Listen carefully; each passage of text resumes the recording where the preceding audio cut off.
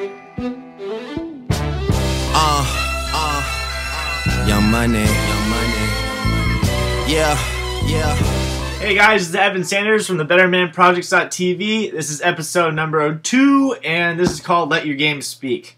I apologize, my room is an absolute disaster right now, but we'll get through it. I'm still trying to move in. So, what I wanted to kind of talk about today, really quickly, I'm going to try to keep this under 5 minutes, because that's what I promised. Yesterday, I had to do a little introduction, so it took a little bit longer. But it's about letting your game speak. And there's this one quote that pretty much comes up for me no matter what, which is, you either have the results or the reasons why not. And it's funny because I really think that a lot of the time we battle plan things a lot. You know, we have to put everything on paper and there's a guide and we have to read a book versus just really going out there and doing it, right? Just getting into it, getting at it as hard as you can, and building your wings along the way, which is another interesting quote, which is, you know, courage is jumping off a cliff and having the ability to build your wings on the way down. I think that's something that I've really kind of tried to learn how to do over the past couple of years, which is not really just sit and try to figure things out and the next move and things like that, because 90% of the time that it actually doesn't work anyways. You get to the actual game or you get to the actual battle and all hell breaks loose and your plans didn't mean for nothing. So I think it's really about kind of having that idea, getting yourself pumped up, knowing what you stand for, which is something I'm going to get into in a little bit, and then really going after it. Not really having to know absolutely everything right from the start. So I think it's a really important thing that you kind of just have to go at it. There's no kind of excuses. You go for it. And this kind of comes into something else I wanted to talk to you about today, which is about self-confidence. And Greg Plitt, one of my heroes, always talks about, it's the positive power of pride versus the negative effects of ego. And I had a little story for you actually planned out because it popped up into my head, which is when I was 12 years old, I made it onto the 13-year-old All-Star team, and I was stoked.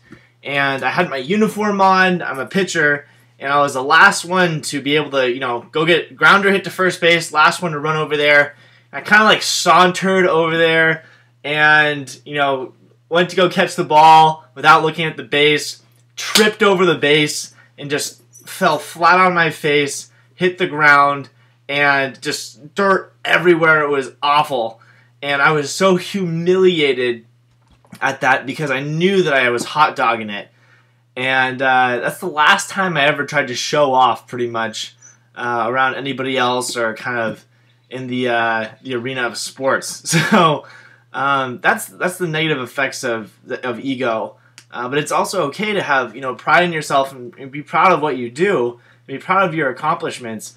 Abraham Lincoln once said that if we magnified our successes as much as we magnified our failures, we'd be a lot happier. And I think it's all about balance. I think you got to really find that special medium in between. And, that positive effects of pride, it will really take you a long way. It's not about arrogance. It's not about cockiness, especially in this day and age where everyone has to, especially like Facebook, everyone's saying like, oh, I did this today, I did that today. It's great.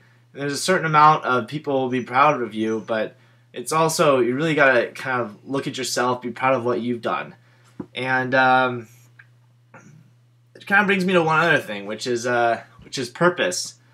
And there's this old adage that, everyone tries to figure out what the meaning of life is and stuff like that. Well, I've kind of learned through a lot of my, practice and, studying that there really isn't too much meaning per se, and I won't really get into that because it's unbelievably complicated. But it's more about purpose and what's your purpose. And 2 years ago, I kind of figured out mine, which came in 3 words.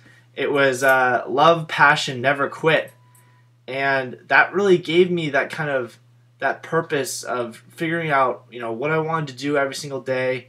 It also happens when you get into really bad situations and if you know what you stand for, you know who you are, then it makes it really easy to make a decision. And there have been plenty of times throughout this past year and a half, 2 years, where I've been in a situation and I had no idea what to do, and then all of a sudden, boom, love, passion, never quit. And it's like my checklist, and it makes it really easy to kind of go after what you want. So that's just kind of like my little Inspiring 5 today. It's a little bit about self-confidence, a little about letting your game speak. And, you either have the results or the reasons why not, and try to go out there and have no reasons for not accomplishing what you do, and really just have the result and be proud of what you do, but kind of stay away from the arrogance. So hope you guys like this little Inspiring 5, and I'll see you tomorrow.